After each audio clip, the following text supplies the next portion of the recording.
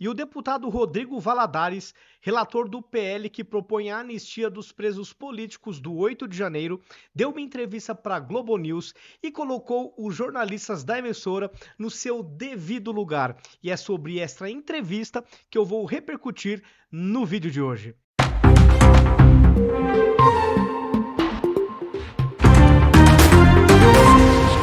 Começando aqui por 3 cortes que o próprio deputado publicou em suas redes sociais, que eu quero dar um play aqui com vocês e comentar cada um deles. Começando aqui pelo primeiro corte, vamos lá.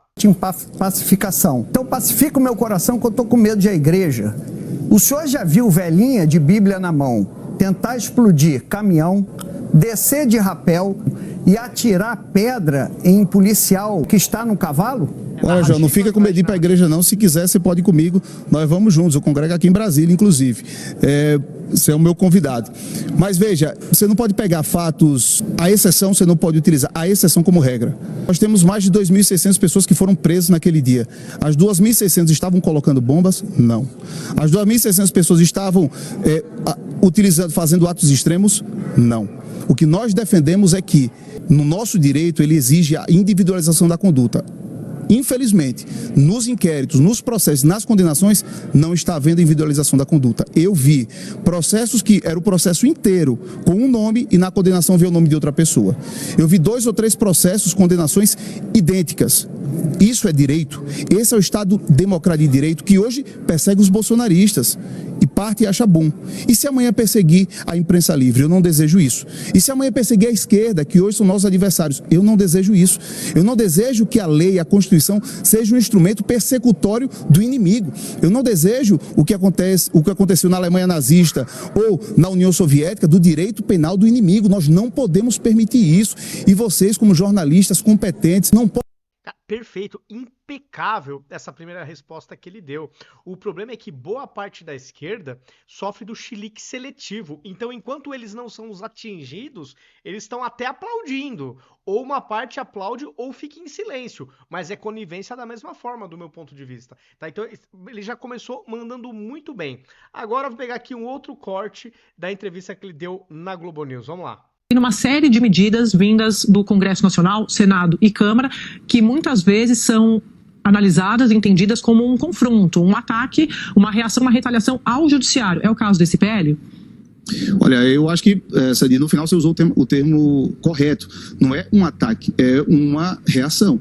O que a gente está vendo aqui no Estado Democrático brasileiro de direito, que deveria ser assim. Eu sou advogado, estudei pelos livros de Alexandre de Moraes e hoje a gente vê que o que ele ensinou em seus livros não é o que ele aplica. O que a gente vê é que o Tribunal Superior, né, o nosso STF, que deveria ser o guardião da nossa Carta Magna, se tornou um monstro, se tornou um órgão que é o órgão jurídico, político, interfere no executivo, interfere no legislativo, ele legisla, ele tomou as rédeas do país e não tem quem pare esse monstro. O que nós desejamos é o reequilíbrio democrático em nosso país. O que está acontecendo aqui no Congresso é nada mais, nada menos do que uma reação a uma usurpação de poderes que aconteceu. E eu acho que mesmo quem defenda o Supremo, quem defenda, né, o ministro Alexandre de Moraes, sabe que o ministro está passando dos limites. Isso é algo muito claro. Como é que, por exemplo, na questão das drogas, o Congresso aprova aqui o entendimento do Congresso que nós que fomos eleitos pelo povo para legislar e o Supremo vai lá numa canetada e quer mudar o entendimento em relação à maconha, a mesma coisa sobre o aborto,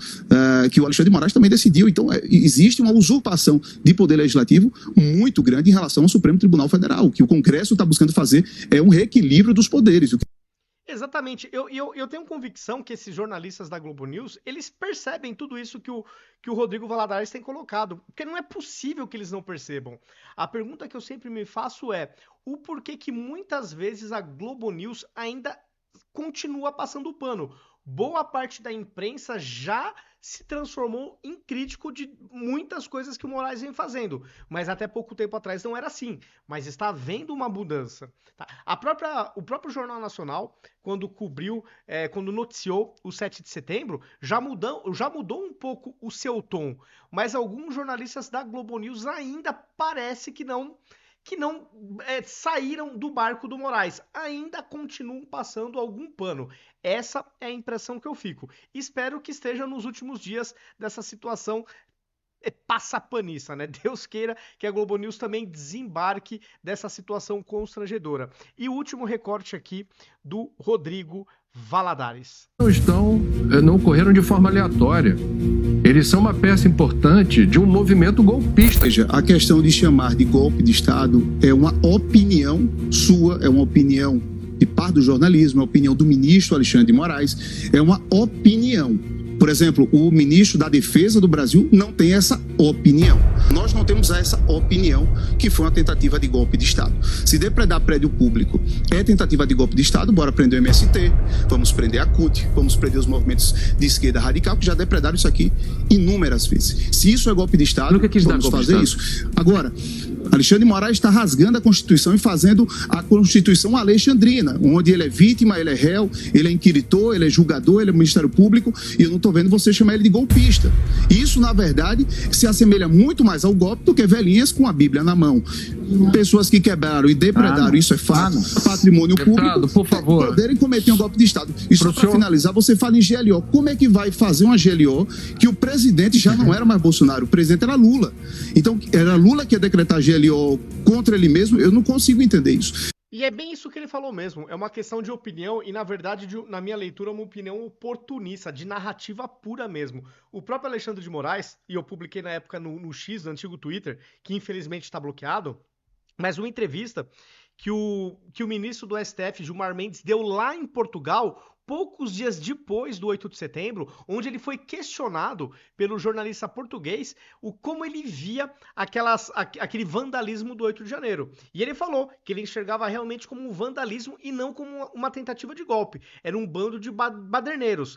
O Gilmar Mendes teve essa opinião. Não sei por que o voto dele foi no sentido contrário, mas para vocês verem como de fato é uma questão de opinião, isso aqui não tem consenso. Como que um bando de desarmados, sem apoio do exército, poderia dar golpe? Tinha criança, tinha velhinha, tinha família, como que essa galera ia dar golpe?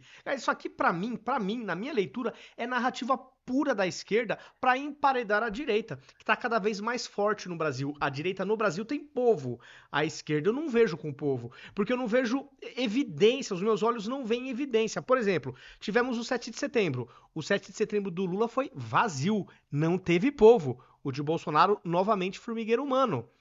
O Lula, quando começou imitando o Bolsonaro ao fazer lives, no primeiro ano do governo dele, o Lula ficou fazendo aquelas lives igual o Bolsonaro fazia, vocês lembram? O Lula parou, por quê? Não tinha audiência relevante. Então a gente não vê uma evidência de popularidade da esquerda nem no mundo real, nem no mundo virtual. E aí, por isso, no meu ponto de vista, que eu vejo a esquerda querendo emparedar desesperadamente a direita. Então criam-se narrativas, falam que a direita é ódio, é golpe, todas aquelas narrativas, mas para mim não passam de narrativas. Tá? Não sei se vocês concordam aí com o meu ponto de vista, até coloquem aí nos comentários.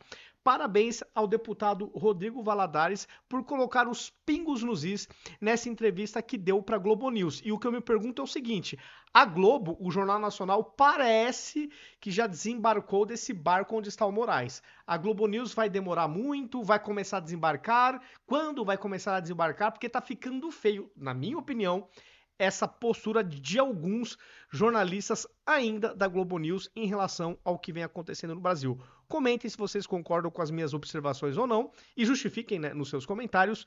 Se gostaram do vídeo, compartilhem nas suas redes sociais, nos seus grupos de WhatsApp para a gente também sair da bolha.